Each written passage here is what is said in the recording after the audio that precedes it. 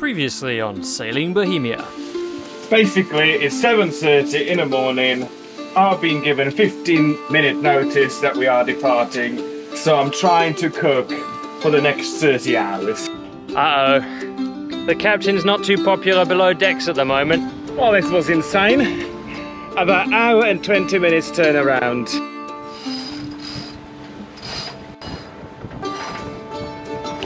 And let it begin! The new first mate, he's on top form today. Tea and granola bars for the hard-working crew.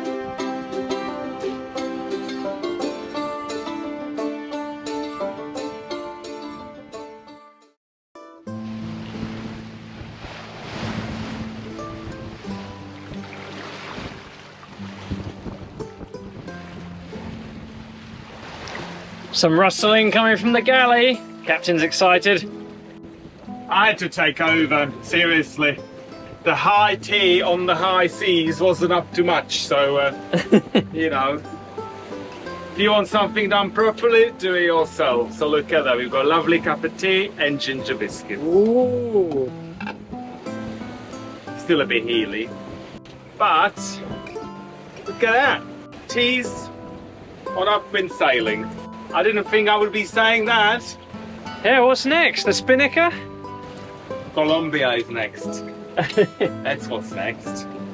Exactly 100 miles to go. So far, so good. This is our 100-mile tea break. Well earned, I think, for the crew. 100 miles left tea break.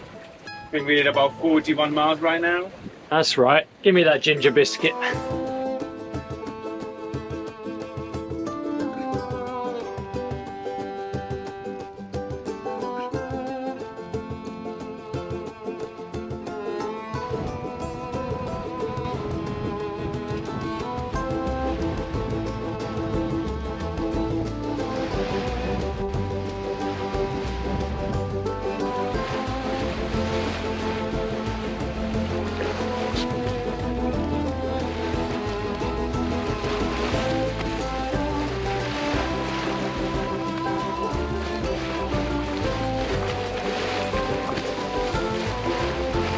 Colombian dolphins. Very friendly.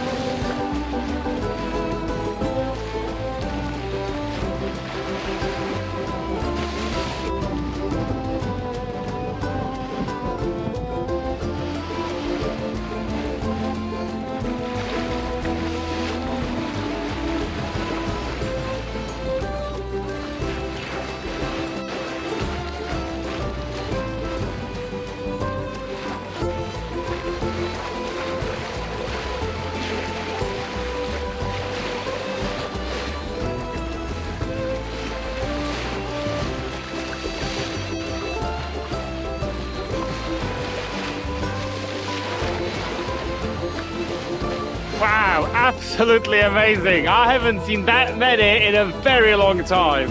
Extremely friendly, and they just flying forward with Bohemia. Off to Cartagena.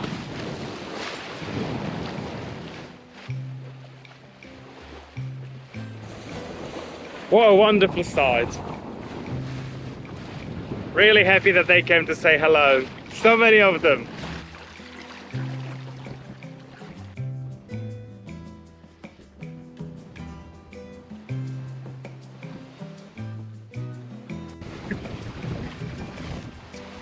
Won't be needing these for a while. Just gonna have to politely ask the cameraman to shift an arse cheek to the right. Actually the left. Thank you. That will do. Safe and secure. Woo. And we're ready for the night. We are expecting the winds to build overnight. But we've got a great angle right now. We're headed pretty much straight towards our destination. If anything, a little far north of it. So that's just fantastic considering the conditions that we've got. And we were just chatting. This is probably the best upwind passage that we've ever done so far. And we're not even halfway yet, so Captain always likes to declare early victory, as you know, but so far, so good. I'm positioned for the night. I've got extra large cushion right here. 8 p.m. I go to bed. Let's see how many hours he can last now. I gotta say, there's no coastline to watch, there's no reefs. We're in about 1,500 meters of water and not a single ship on the horizon or on the AIS. I might have a nap myself. And so far, no drug lords on their pangas either. So that's a good news. Early days, we're not in Colombia quite yet. Then the first mate wouldn't be sleeping.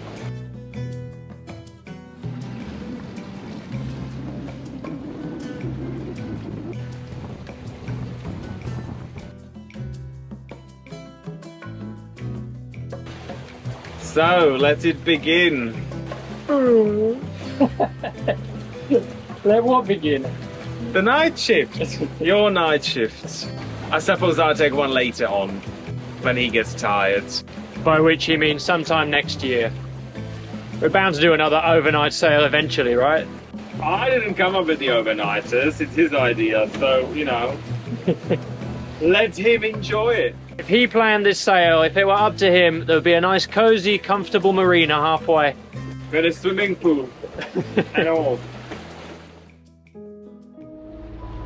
Well, good morning from Colombia.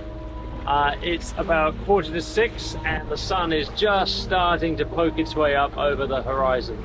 Or at least it's starting to get a little bit light out there. The night shift, as it turned out, was really uneventful. The engine's running right now, and I had to run it a couple of times just for about an hour in the night, so we can really push out and get some north progress against these winds. They didn't quite come round from the north enough for us to make it under sail alone. But other than that, it was just perfect. I was saying to myself, actually, because there was no one else to listen, if you had the dials in front of you and you could dial up exactly the amount of wind, swell, current, squalls, anything, you name it, for last night's crossing, then I couldn't have asked for any better than we got. It was the best upwind sailing and probably one of the best passages we've done in a long time. So just fantastic there. We're not quite in yet, but I think it's time for the captain to get some rest, so I'm going to go wait the first mate up. I'll give him another half hour till it gets light out here. And there are 32 miles to go, so another 6 hours-ish, and we should be in a nice, snug, cozy anchorage, catching up on some sleep. Well, good morning. What a fantastic night sail that was. Captain let me sleep for about 5.5 hours, which only means one thing. He was totally asleep on the job. There's no way he would be letting me sleep for 5.5 hours if he was on duty fully awake, let me tell you that. We are motor sailing, we've got about 25 nautical miles left, so we should be heading towards our waypoint for arrival to the island around midday. Fantastic sail.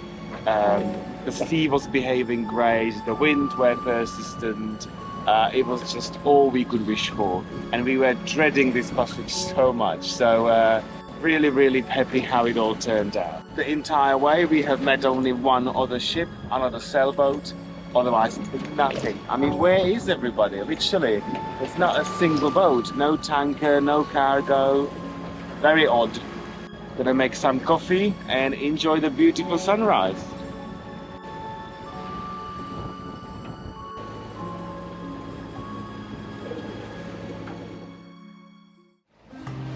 Well, the captain is awake.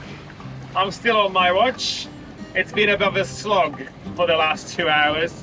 We are motor sailing, we are only 11 miles away, and the wind is blowing from a different direction now at about 7.5 knots. So not strong enough to sail, but to be honest, at this stage, I just want to get there. The boat is absolutely gorgeous and blue. Somehow I thought that the water around Colombia is all brown and murky, so this is fantastic to see, and we only have about 2.5 hours to go. Got to say, the captain has picked the most amazing weather window that we could wish for, so all hail the captain. Those words did just come out of his mouth, didn't they? Let's see if they make it into the edited video though. All hail the captain. Hail! He deserved it. I was dreading this passage, dreading it for weeks, and it actually turned out one of the nicest overnight passages. Not only because I slept for 5.5 hours, but also because the sea was just quite non-eventful. He always gets that much sleep in every night passage, by the way, no matter what the conditions. But yeah, I was thinking, I had a lot of time to think during my long night watch. But we built this passage up to be like a really big thing because it's the longest probably we've ever done an upwind leg. And it really wasn't that bad. We had a great weather window. And it's just like that moment, you know, when you're a child and you go to the dentist and the dentist is about to pull out the tooth and they count down from 4 and they pull it out on number 2. And you never even get to build it up to what it could have been. Because we just left a day early or a day and a half early. The window came and we were like, right, out of bed, let's go for it. All right, we didn't ask to read your diary. I had Great sail, all hail the captain. As I said, we had a lot of time to think. Clearly. All right, here's to the next 2 hours.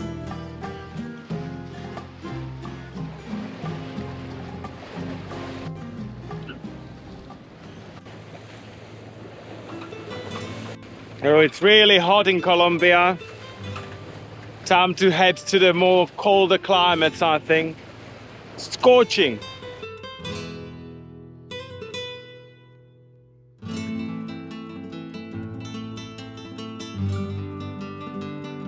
Get a line ready. How is it set up? It's got a hook. I'm just gonna grab it from stern. Well, we haven't done that for a long time. A lot of coral heads around here, and apparently these buoys are for free, so there's no one else here, so we're just gonna grab it. When you bring it on board, you don't have much, so just take your line and put it onto any feed you've got. Yeah?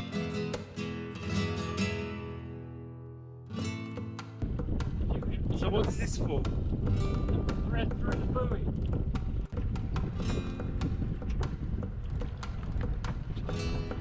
All right, let it go, my love, let it go. Let it go, let it go. I think you're gonna struggle. If it pulls, let it go. We're gonna trust it, yeah? Alright, so we'll set an anchor alarm. We're in. Captain's gonna take his diving mask and see what's going on down there. Looks quite new though. Huh, why not? Looks fantastic, and at least it saves us anchoring amongst all these fantastic, beautiful corals. We would probably have to go somewhere there into the deep water anyway, so good job that they have those here. But look at the color of the water. Ooh, thank God we are here. So it took us exactly 30 hours. And we've done about 21 hours of pure sailing and 9 hours of motor sailing. All in all, great success. Now, time to jump in and mix up the first Colombian cocktailina. Well, I just looked at our track and we covered 158 miles in total. That's a few more miles than the captain promised for this journey. We were up and down a little bit as we were trying to catch the wind and keep our northerly heading. But we made it. Here we are in Colombia. It looks gorgeous. So we're going to dive in, I think, and check out the water. Welcome to Colombia! Welcome to Colombia. And I think I heard someone talking about post-passage cocktailinas. Well earned. Coming up after I've jumped in. I can't wait.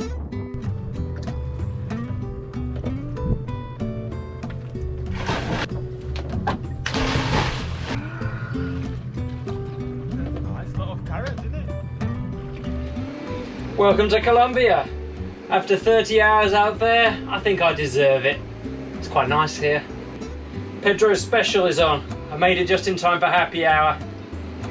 Cheers! Cheers! Of course we are totally illegal because we haven't checked in. We can't in fact check in on these islands, but more about that later. Chin chin! Early cocktail, early dinner, early bed. We are exhausted. We'll solve our minor check-in problem after a few drinks, I think. Everything's going to be much clearer.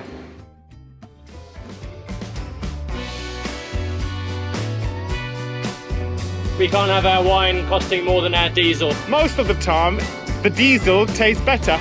Special thanks in this episode go to all of our patrons for fueling the captain's new cheap second-mate fund. Champagne for everyone. Thank you so much, and here's to you. If you've been enjoying our episodes and want to fuel the first mate's bad behavior in the Caribbean, then follow the link on screen to find out more. See you next time.